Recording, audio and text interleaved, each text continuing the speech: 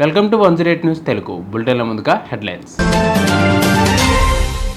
అక్కడ ఉన్నది జింకలు కావు, గుండెనక్కలు మాత్రమే. రాత్రికి రాత్రే జింకలు వేరే రాష్ట్రాల నుంచి గచ్చిబౌలికి వచ్చాయా?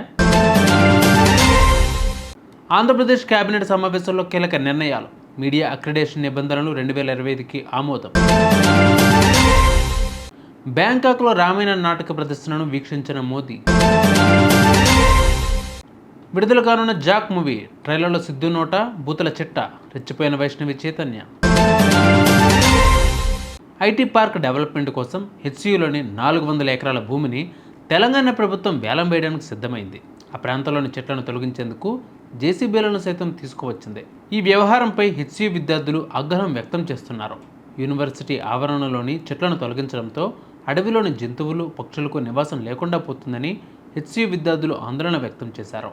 ఈ ఘటనపై కాంగ్రెస్ నేతలు అక్కడున్నవి జింకలు కాదు, గుంటనక్కలు మాత్రమే అనే అభ్యంతరం వ్యక్తం చేస్తున్నారు.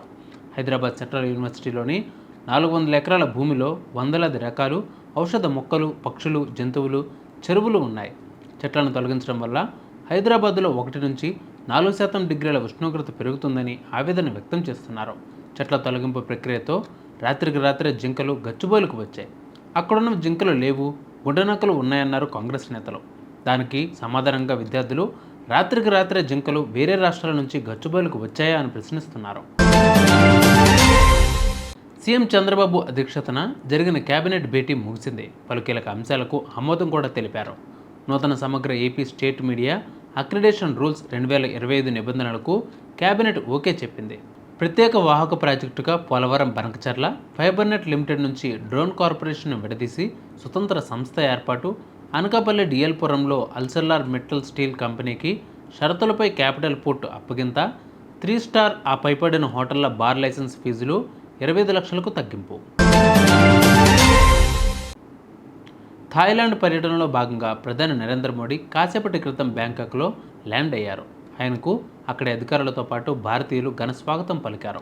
అయితే బిమ్స్టెక్ శిఖరాగ్ర సమావేశానికి ముందు ఆయన ఓ కల్చరల్ ప్రోగ్రాంకు హాజరయ్యారు. రామాయణం ఆధారంగా చేసిన కళాకారుల ప్రదర్శనను ఆయన వీక్షించారు. సిద్ధు జొన్నలగడ్డ ప్రస్తుతం జాక్ సినిమాతో ఆడియన్స్ ముందుకు రాబోతున్నాడు. ఈ చిత్రం ఏప్రిల్ 10న రాబోతోంది. ఈ సినిమాలో వైష్ణవి చైతన్య జంటగా నటిస్తోంది. ఇక తాజాగా ఈ చిత్రానికి సంబంధించిన ట్రైలర్ను రిలీజ్ చేశారు మేకర్స్. ఇక ఈ ట్రైలర్లో సిద్ధు జొన్నలగడ్డ బూతులతో రెచ్చిపోయాడు. ట్రైలర్ కాబట్టి ఈ బూతులన్నీ సెన్సర్ కాకుండా వచ్చేశాయి. సినిమాలో మాత్రం ఖచ్చితంగా మ్యూట్ చేయాల్సి ఉంటుందని సంగతి తెలిసిందే. లవ్, కామెడీ, యాక్షన్ మాత్రమే కాకుండా ఈ జాక్ చిత్రంలో ఇంకా ఏదో ఉందని ట్రైలర్తో అర్థమవుతోంది. Please subscribe to 108 TV. Subscribe to 108 TV.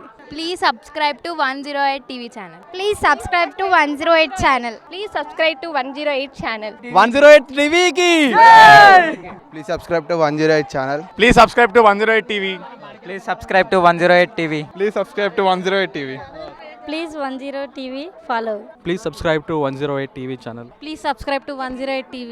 Please subscribe to 108 TV. Please subscribe 108 TV. 108 TV ని ఫాలో అవ్వండి. 108 TV ని ఫాలో అవ్వండి. Please subscribe to 108 TV.